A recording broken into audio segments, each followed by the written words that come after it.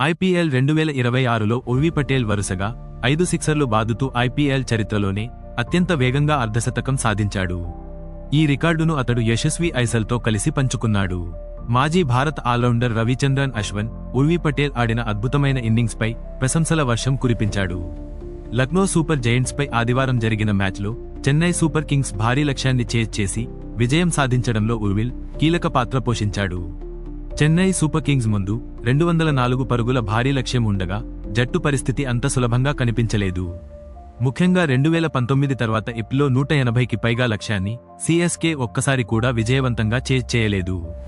అలాంటి సమయంలో చెపాక్ స్టేడియంలో జరిగిన ఈ మ్యాచ్లో ఉర్విల్ పటేల్ దూకుడైన బ్యాటింగ్తో మ్యాచ్ గమనాన్ని పూర్తిగా మార్చేశాడు. గుజరాత్కు చెందిన ఈ యువ బ్యాటర్ వరుసగా 5 సిక్సర్లు బాదుతూ కేవలం 13 బంతుల్లోనే అర్ధశతకం పూర్తి చేశాడు.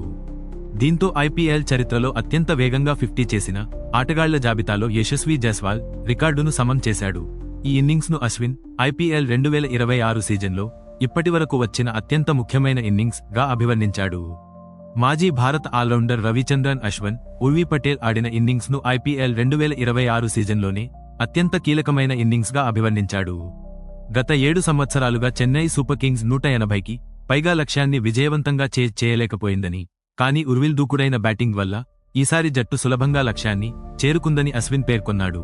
2019 తర్వాత సిఎస్కే కేవలం 2 సార్లు మాత్రమే 180+ స్కోర్ను ఛేజ్ చేసిందని, అందులో అల్స్పై చేసిన 204 పరుగుల ఛేజ్ కూడా ఉందని గుర్తు చేశాడు.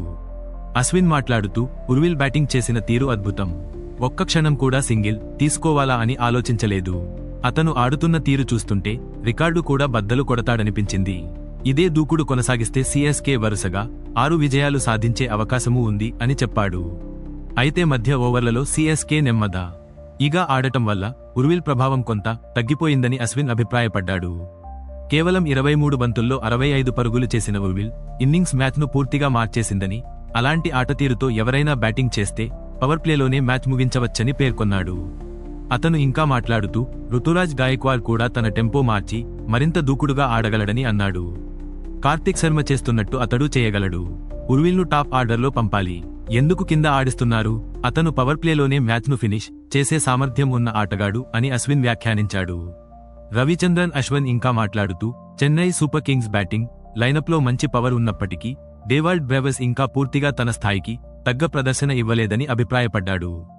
ఒకవేళ సంజు శాంసన్ త్వరగా అవుటైతే లేదా ప్రత్యర్థి జట్టు మంచి ఆరంభం చేస్తే కస్క్లో ఫైర్ పవర్ కొంత తగ్గినట్టు కనిపిస్తోందని చెప్పాడు. అలాగే ఒత్తిడిని ఎదుర్కొనే విషయంలో జట్టు ప్రదర్శన ఇంకా మెరుగుపడాల్సిన అవసరం ఉందని పేర్కొన్నాడు. అశ్విన్ మాట్లాడుతూ సిఎస్కే దృష్టి పెట్టాల్సిన విషయాలు ఇంకా ఉన్నాయి. సంజు శాంసన్, రుతురాజ్ గాయక్వాడ్, అలాగే ఉర్వి పటేల్ 18వ ఓవర్ వరకు బాధ్యతగా ఇన్నింగ్స్ను నడిపించాలి అని వ్యాఖ్యానించాడు. ప్రస్తుతం చెన్నై సూపర్ కింగ్స్ 11 మ్యాచ్ల్లో 12 పాయింట్లు సాధించి పాయింట్ పట్టికలో 5వ స్థానంలో కొనసాగుతోంది.